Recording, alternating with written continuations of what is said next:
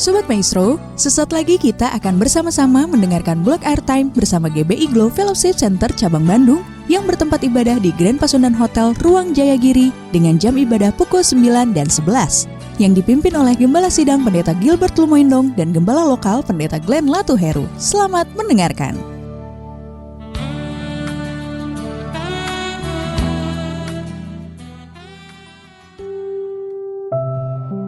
Selamat malam Sobat Maestro yang dikasih dalam Tuhan. Puji Tuhan, Shalom, Haleluya. Apa kabarnya setiap kita malam hari ini? Puji Tuhan, masih bersama saya Pendeta Glenn Latuheru dan masih bersama pelayanan Gereja Bethel Indonesia, Jemaat Glow Fellowship Center Bandung. Dan saudara dikasih dalam Tuhan, selama 25 menit ke depan saya akan sharing kebenaran firman Tuhan yang saya percaya akan sangat memberkati setiap kita. Karena Alkitab jelas katakan segala sesuatu akan digoncangkan dan yang tinggal tetap adalah yang tidak tergoncangkan. Apa itu? Perkataan firman Tuhan. Langit dan bumi boleh lenyap, tapi firman Tuhan tidak akan pernah lenyap, iya kan? Saudara dikasih dalam Tuhan, kita perlu senantiasa untuk selalu merenungkan firman Tuhan dan kita tundukkan kepala, kita berdoa, kita datang kepada Tuhan. Bapa, terima kasih buat malam hari ini. Kalau kami masih boleh ada sebagaimana kami ada, semua karena pertolongan Tuhan, semua karena penyertaan dan anugerah Tuhan masih melingkupi kami. Kami sadar betul semua karena kasih karunia Tuhan. Kami masih boleh sehat, masih boleh dalam pemeliharaan Tuhan. Kami tidak kekurangan suatu apapun yang baik. Dan biarlah hari-hari hidup kami dipenuhi dengan rasa ucapan syukur, karena kami tahu itulah yang menjadi keinginan dan kehendak Tuhan dalam hidup kami untuk selalu bersyukur. Terima kasih Bapak, secara khusus Tuhan bicara bagi kami masing-masing, sehingga di rumah kami masing-masing maupun ada di dalam perjalanan, Tuhan yang menopang, Tuhan yang memberkati kami dengan kebenaran firman-Mu. Bicara bagi masing-masing kami ya Roh Kudus, di dalam nama Tuhan Yesus Kristus kami berdoa. Haleluya. Amin, amin. Puji Tuhan. Nah Sobat Maestro yang dikasih dalam Tuhan, malam hari ini saya mau sharing kebenaran firman Tuhan dalam Mazmur pasalnya yang ke-10, ayatnya yang pertama sampai dengan ayatnya yang ke-6. Mazmur pasalnya yang ke-10 ayat pertama sampai dengan ayat yang ke-6. Mengapa engkau berdiri jauh-jauh ya Tuhan, dan menyembunyikan dirimu dalam waktu-waktu kesesakan? Pemazmur mengatakan bahwa seakan-akan Tuhan sedang jauh dalam kehidupannya. Bapak Ibu Saudara yang dikasih dalam Tuhan, seringkali kita merasakan hal ini ketika sedang ada dalam goncangan, ketika sedang ada dalam masa-masa yang sukar. Bahkan tidak sedikit dari kita di hari-hari ini, di masa-masa pandemik seperti ini, ada tantangan yang lebih besar, ada pergumulan yang lebih besar, sehingga akhirnya kita berkata, Tuhan, kok Tuhan tinggalkan kami? Tuhan, kok Tuhan tidak tolong kami? Saudara dikasih dalam Tuhan, itu yang seringkali tercetus dalam perkataan kita ketika kita diperhadapkan dengan sebuah keadaan yang menyulitkan, yang tidak ada lagi jalan keluar. Apakah Tuhan benar-benar menyembunyikan dirinya dalam hidup kita? Apakah Tuhan benar-benar jauh dari hidup kita? Bukankah Tuhan sendiri yang berkata, Aku Allah Immanuel, Aku sekali-kali tidak pernah meninggalkan engkau. Aku sekali-kali tidak pernah membiarkan engkau. Yang benar yang mana? Yang nggak benar yang mana jadinya saudara, ya kan? Apakah perasaan kita atau janji Tuhan? Tentu saya mau berani katakan, perasaan kita lah yang salah. Nah, kita perhatikan dulu dalam ayat selanjutnya, di ayat yang kedua. Karena congkak orang fasik giat memburu orang yang tertindas. Mereka terjebak dalam tipu daya dan mereka rancangkan. Karena orang fasik memuji-muji keinginan hatinya, dan orang yang loba mengutuki dan menista Tuhan. Kata orang fasik itu dengan batang hidungnya ke atas, Allah tidak akan menuntut, tidak ada Allah. Itulah seluruh pikirannya. Tindakan-tindakannya selalu berhasil. Hukum-hukummu tinggi sekali, jauh dari dia. Ia menganggap remeh semua lawannya. Dan ia berkata dalam hatinya, Aku takkan goyah, aku tidak akan ditimpa malapetaka turun-temurun. Saudara dikasih dalam Tuhan, pemazmur rupanya merasakan seakan-akan Tuhan tidak membelanya. Pemazmur seakan-akan berkata, Tuhan, saya ini orang benar, saya hidup sudah dalam kasih karunia anugerah Tuhan, tapi saya melihat ada orang fasik, saya melihat ada orang yang jauh dari Tuhan, saya melihat ada orang yang tidak mengandalkan Tuhan. Kok seakan-akan hidup mereka lebih diberkati? Kok seakan-akan hidup mereka lebih berhasil? Kok seakan-akan apa yang mereka perlukan, mereka minta, mereka dapati? Tidak sedikit anak-anak Tuhan mulai meragukan dan pergi meninggalkan Tuhan karena melihat fenomena ini. Fenomena apa? Fenomena bahwa ada orang-orang yang tidak takut akan Tuhan, orang-orang yang tidak mengandalkan Tuhan, hidupnya seakan-akan diberkati. Akhirnya mulailah dia berkata, Kalau gitu saya ngapain hidup takut akan Tuhan? Kenapa saya mesti hidup sungguh-sungguh takut akan Tuhan? Kenapa saya mesti hidup jujur? Kalau orang yang tidak jujur, orang yang banyak nipu, orang yang banyak munafik hidupnya, selalu juga ada dalam pemeliharaan dan berkat-berkat Tuhan. Saudaraku, itulah salah satu tipuan iblis yang akhirnya, pakai bahasa saya, kita masuk dalam jebakannya Batman, saudara. Kita masuk dalam perangkap setan. Akhirnya kita tidak lagi menjadi berbeda, namun kita jadi sama dengan dunia ini.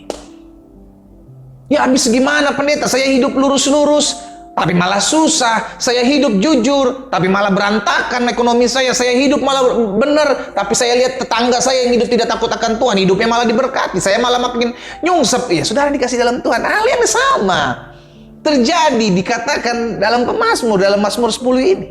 Mereka lihat, dan ini yang terjadi, sehingga akhirnya kita berpikir, Tuhan jauh, Tuhan meninggalkan saya, Tuhan udah gak peduli sama saya, Tuhan udah gak pelihara saya, Tuhan udah gak dekat lagi dengan saya. Jadi pertanyaan, apakah benar Tuhan kita jauh? Apakah benar Tuhan tidak menindak keadilan bagi kita yang benar-benar hidup tulus? Iya kan? Apakah benar? Saudara yang dikasih dalam Tuhan, kalau kita mau jujur, kalau kita hari ini ada semua karena kasih karunia Tuhan. Kalau kita mau jujur, sebenarnya kita nggak layak dapat apa yang kita dapati saat ini. Kalau kita mau jujur, semua murni karena pertolongan Tuhan. Iya kan? Sehingga kenapa sih kita bisa melihat fenomena ini, ada orang-orang fasik, orang-orang yang tidak takut akan Tuhan, orang-orang yang hidupnya munafik, kok justru seakan-akan diberkati oleh Tuhan. Saudaraku, ada yang disebut dengan rahasia Tuhan. Iya kan? Ini kita mesti ngerti dulu, rahasia Tuhan adalah sesuatu yang tidak bisa kita pahami kenapa hal ini terjadi, dan kita tidak perlu cari tahu kenapa. Itu urusan Tuhan dengan orang-orang fasik itu. Bagian kita apa? Lakukan kebenaran. Bagian kita apa? Taat aja. Bagian kita apa? Setia aja. Ada rewardnya. Kalau Tuhan izinkan hal itu, Tuhan izinkan orang fasik itu terlihat berhasil, orang fasik, orang tidak takut akan Tuhan menghalalkan segala cara dan dia lolos, dia luput dari hukuman Tuhan, is okay. Itu bukan urusan kita. Siapa kita mau ngatur-ngatur Tuhan? Tuhan adili dong dia, Tuhan bela dong perkara saya. Siapa kita? Bukankah bagian kita hanya taat, bagian kita hanya setia aja? Sehingga akhirnya kita mendapati apa yang sudah kita lakukan. Sudah dikasih dalam Tuhan. Alkitab jelas katakan bahwa setiap kita akan menghadap tata pengadilan Kristus untuk menerima apa yang sudah kita buat, baik ataupun jahat. Jangan urus-urusan orang, sehingga akhirnya kita tidak mengerjakan apa yang sudah kita kerjakan dan percayakan oleh Tuhan. Saya teringat ketika Yesus memberikan perumpamaan tentang ada yang diberikan 5 talenta, ada yang diberikan 2 talenta, ada yang diberikan 1 talenta. Yang 5 talenta dia kerjakan, dia setia, diberikan 5 talenta itu. 2 talenta diberikan, dia kerjakan setia. Akhirnya dari 5 jadi 10, 2 jadi 4. Tapi yang 1, dia tidak buat apa-apa. Saya nggak tahu kenapa, mungkin dia hanya memperhatikan yang 2 dan yang 5. Ya kalau mau jujur, kita pasti akan pilih dong, loh kenapa saya dikasih 1? Iya kan? Loh kenapa saya nggak dikasih 2? Saya kenapa nggak dikasih 5 atau 3 kayak minimal?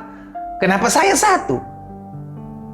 Akhirnya karena mulai membanding-bandingkan, sudah dikasih dalam Tuhan, akhirnya kita tidak buat apa-apa dengan apa yang Tuhan percayakan dalam hidup kita. Jangan sampai kita hanya memperhatikan orang fasik, kita hanya memperhatikan orang yang tidak adil, kita hanya memperhatikan orang-orang yang tidak ikut Tuhan dan hidupnya diberkati seakan-akan, sampai akhirnya kita lupa kita sedang tidak mengerjakan apa-apa yang Tuhan percayakan dalam hidup kita. Itu yang saya bilang, kita sudah masuk jebakan iblis. Saudara dikasih dalam Tuhan, yang perlu kita ingat adalah hal ini.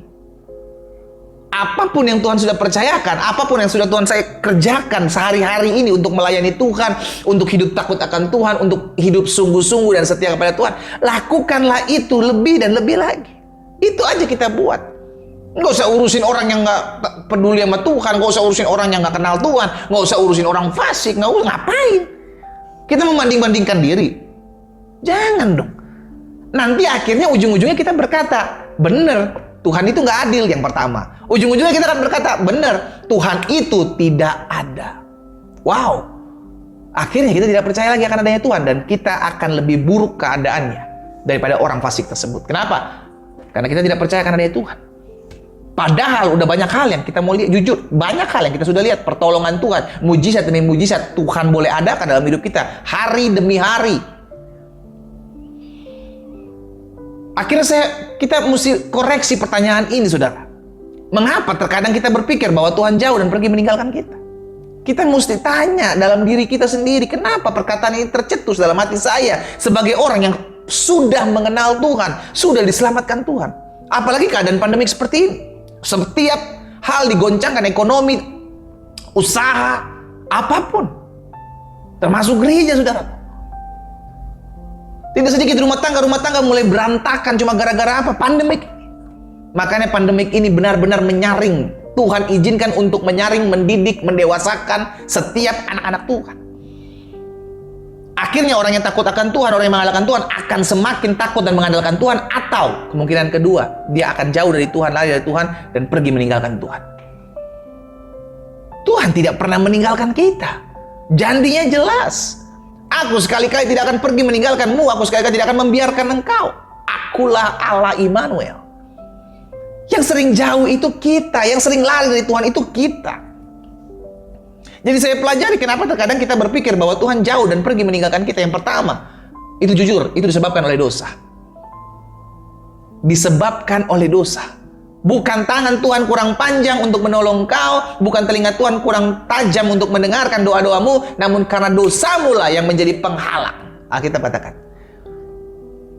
Mungkin saudara bilang, tapi saya buat dosa apa, pendeta? Saya nggak berzina, saya nggak membunuh, saya nggak mencuri, saya nggak menipu. Apa yang saya buat? Saudara dikasih dalam Tuhan, apa yang kita pikirkan tentang dosa selama ini, membunuh, mencina, mencuri, menipu, itu adalah dampak atau perbuatan lah lebih tepatnya. Perbuatan. Sesuatu action kita, tindakan kita. Tapi sorry, bukan hanya itu yang Tuhan lihat. Bukan hanya dosa itu yang Tuhan lihat, tapi jauh di dalam hati kita Tuhan lihat. Makanya Yesus bilang kan, jikalau ada seorang yang memandang seorang wanita dan mengingininya, belum melakukan apa-apa, saudara. Dia baru hanya inginkan dalam hatinya, dia inginkan, bayangkan. Kita belum apa-apain itu wanita, kita baru menginginkan, Alkitab bilang, engkau sudah berzina dalam hidup hatimu. Jadi jelas, belum tindakannya yang menghasilkan dosa. Namun dari hatimu lah, itu terbit dari dosamu. Jadi jangan pernah bilang, saya buat dosa apa, pendeta? Saya nggak mencuri. Itu action. Saya nggak membunuh, itu action. Saya nggak menipu, itu action. Tindakan. Saya nggak berzina, actionmu berzina. Tapi who knows dalam hatimu? Jagalah hati dengan segala kewaspadaan. Kita jelas katakan itu. Kenapa? Karena dari sanalah terpancar kehidupan. Jadi kita bisa tahu nih, yang tahu hati kita kan cuma kita sama Tuhan. Kita lihat aja hati kita seperti apa. Apakah hatimu masih menyimpan iri?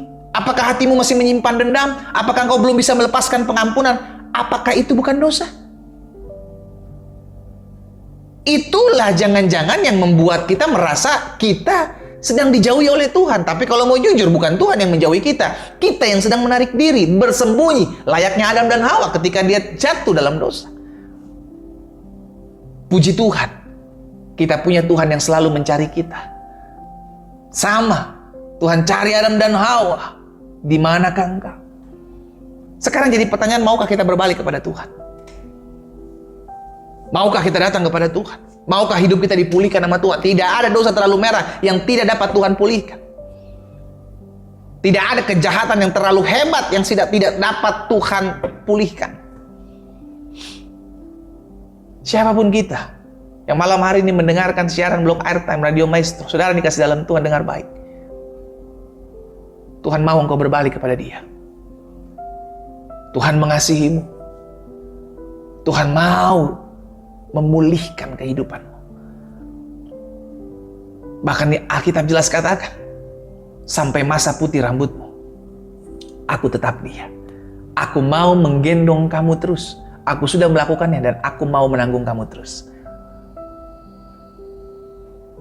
Sampai kapanpun Tuhan tetap Tuhan yang tidak akan pernah meninggalkan kita. Lalu kenapa kita merasa jauh? Karena kita sedang hidup dalam dosa.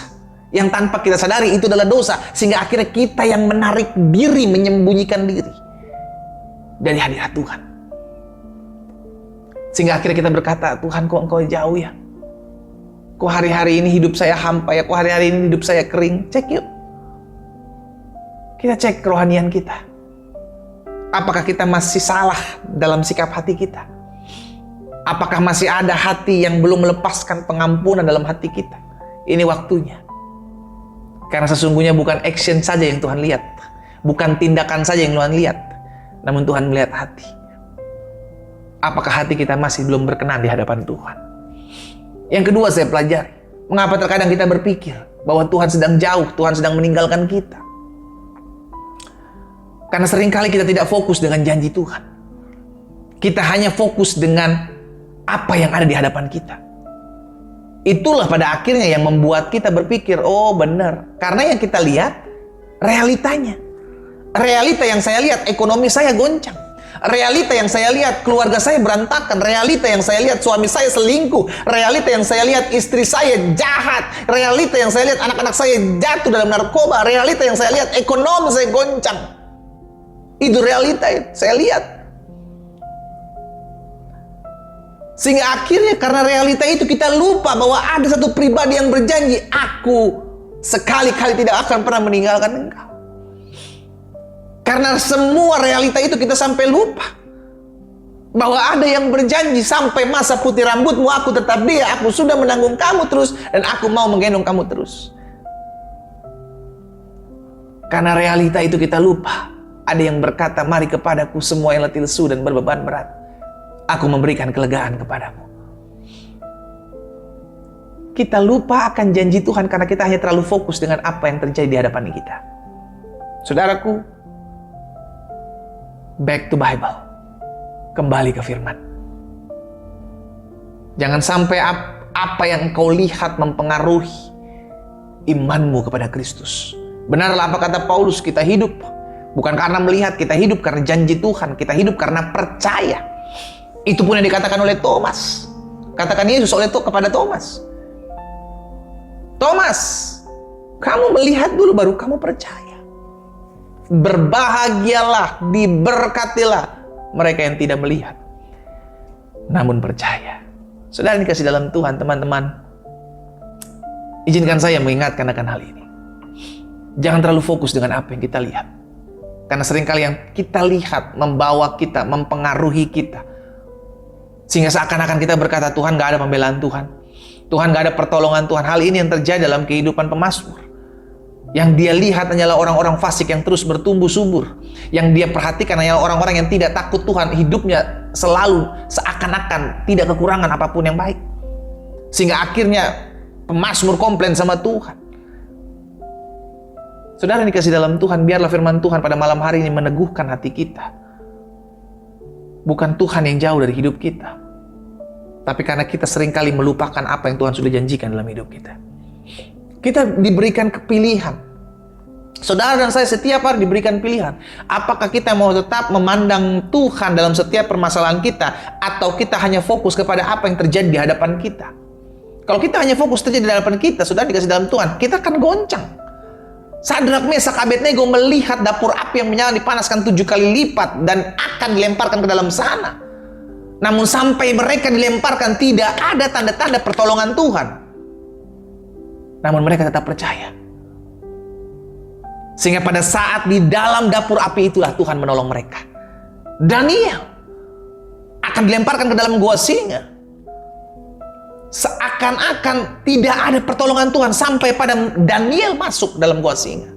Bertemu dengan singa-singa, saudara.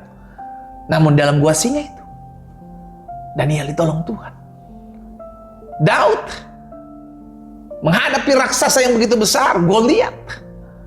Seakan-akan Tuhan tidak menolong dia. Minimal tolong ke Goliat, tiba-tiba serangan jantung itu jatuh gitu kan sebelum saya berperang. Enggak. Justru pada saat peperangan, justru pada saat Daud melemparkan batu itulah pertolongan Tuhan. Seringkali yang kita hadapi membuat kita takut. 12 utusan dari Musa untuk memutus, untuk melihat, memperhatikan tanah Kanaan. 10 diantaranya bilang kita tidak akan pernah bisa masuk karena penduduknya besar-besar. Tapi 2 diantaranya, Kaleb dan Yosua, mengatakan kita pasti bisa masuk. Sebab Tuhan menyertai kita. Di sini kita belajar. Kita mau jadi seperti 10 orang utusan atau 2 orang utusan. Yang sekalipun melihat keadaan yang sama, sekalipun melihat realita yang sama, namun memiliki iman yang berbeda. Kita ada di mana? Apakah kita hanya mau fokus kepada apa yang kita lihat, sehingga akhirnya kita tergeser dari iman kita? Atau kita harus memaksakan iman kita untuk menggeser apa yang sudah kita lihat? Keputusan ada di kita. Amin, saudaraku. Jadi yang kedua saya pelajari, mengapa terkadang kita berpikir bahwa Tuhan jauh meninggalkan kita. Karena kita hanya fokus kepada apa yang kita lihat. Realita yang terjadi. Dan akhirnya realita itu menutupi janji Tuhan dalam hidup kita. Setiap pagi kita diperhadapkan dengan pilihan, apakah saya mau berjalan dalam janji Tuhan atau saya mau berjalan dengan apa yang saya lihat. Kalau apa yang saya lihat terkadang mengecewakan. Kalau apa yang saya lihat terkadang nggak sesuai dengan apa yang saya doakan. Apa yang saya lihat terkadang membuat saya takut, khawatir, bimbang, gentar. Tapi kalau saya selalu memandang Tuhan, saya selalu memegang janji Tuhan, wow, disitulah kita mendapatkan kekuatan. Makanya Alkitab bilang, diberkatilah orang yang mengandalkan Tuhan. Alkitab katakan, orang yang menanti-nantikan Tuhan tidak akan pernah kehilangan kekuatannya. Kenapa? Karena dia selalu dapati kekuatan yang baru. Mendapat kekuatan yang baru terus menerus, tidak pernah habis kekuatannya, karena dia tetap terus menantikan Tuhan, menantikan janji Tuhan. Keadaan tidak bisa membuat kita jauh dari Tuhan, tapi seringkali kitalah yang melihat keadaan dan menjauhkan diri akhirnya dari Tuhan. Hati-hati saudara, bukan keadaan yang salah, namun sikap kita yang seringkali salah. Dan yang ketiga, yang terakhir, mengapa terkadang kita berpikir bahwa Tuhan jauh meninggalkan kita? Yang pertama karena dosa tentunya. Bukan hanya dosa action, bukan hanya dosa tindakan, namun di dalam hati sebelum lahir tindakan kita cek. Yang kedua, mengapa terkadang kita berpikir bahwa Tuhan jauh meninggalkan kita? Karena tidak fokus dengan janji Tuhan. Kita hanya fokus dengan apa yang kita lihat, realita yang kita lihat. Sehingga akhirnya kita lupa Tuhan sudah memberikan janji-janjinya begitu banyak dalam hidup kita. Dan yang ketiga, yang terakhir, mengapa terkadang kita berpikir bahwa Tuhan jauh dan pergi meninggalkan kita? Karena seringkali kita lupa bahwa Yesus sudah mati buat kita. Kalau dia sudah mati buat kita, maka kita percaya hidup kita saat ini dipelihara olehnya. Alkitab jelas katakan, Yesus mati ketika kita masih berdosa. Sehingga ketika kematiannya itu mengubahkan status kita dari orang yang berdosa kepada anak-anak terang. Kalau Yesus mau mati ketika kita masih berdosa, apalagi sekarang kita sudah diangkat menjadi anak terang, menjadi anak-anaknya. Ngerti saudaraku? Sehingga akhirnya kita memahami, berarti selama ini kita yang salah. Salah apa? Salah mengerti bahwa Tuhan tidak pernah meninggalkan kita dan tidak akan pernah mungkin meninggalkan kita. Kitalah yang pergi menjauh dari Tuhan. Tapi ada kabar baik ini. Sama seperti anak yang terhilang, Bapa selalu menyambut kita. Tangan Tuhan selalu terbuka untuk menyambut kita kembali kepada Tuhan. Saudaraku, kalau hari-hari ini engkau sedang terjauh dari Tuhan, engkau sedang kehilangan arah, tangan Tuhan selalu terbuka buat kita. Dan dia selalu mau menanggung kita terus. Datang berbalik kepadanya, minta Tuhan pulihkan hidup saya, Tuhan jamah saya. Sehingga akhirnya kita selalu kembali tinggal dalam hadirat Tuhan. Keadaan tidak bisa menentukan jauh dekatnya hidup kita dari Tuhan. Namun pikiran, hati, dan perasaan kita lah yang seringkali membuat, merasakan seakan-akan kita jauh dari Tuhan. Kita tundukkan kepala. Kita datang kepada Tuhan. Apa yang Tuhan taruh dalam hati kami pada malam hari ini, biarlah Tuhan teguhkan dalam hati kami. Sehingga kami percaya, kami yakin, dan kami beriman. Kami tidak lagi mau fokus dengan realita apa yang terjadi di hadapan kami. Apapun yang kami lihat, apapun yang kami rasakan, apapun. yang mungkin membuat kami takut, khawatir, bimbang, kami tetap mau pegang janji Tuhan. Tuhan, Engkau Allah yang menyertai kami. Tuhan, Engkau Allah yang menyembuhkan kami. Tuhan, Engkau Allah yang berperang menggantikan kami. Tuhan, Engkau tidak pernah meninggalkan kami seorang diri. Sekalipun yang kami rasakan seringkali menggugurkan, seringkali menggoyahkan janji Tuhan dalam hati kami. Tapi kami tetap mau percaya, Tuhan tolong kami. Berkati teman-teman Maestro dimanapun mereka berada mendengarkan siaran ini. Berkat Tuhan ada atas hidup mereka. Mereka kembali berbalik kepada Tuhan. Mereka kembali mengingat janji Tuhan. Mereka kembali datang kepada Tuhan. Dan hidup mereka dipulihkan oleh Tuhan. Terima kasih Bapa. Berkati Radio Maestro ini. Berkat Tuhan ada atas hidup mereka. Tangan Tuhan menopangnya. Sehingga di tengah-tengah masa pandemi ini radio ini tetap terus menjadi berkat bagi banyak orang. Di dalam nama Tuhan Yesus kami berdoa. Haleluya. Amin. Amin.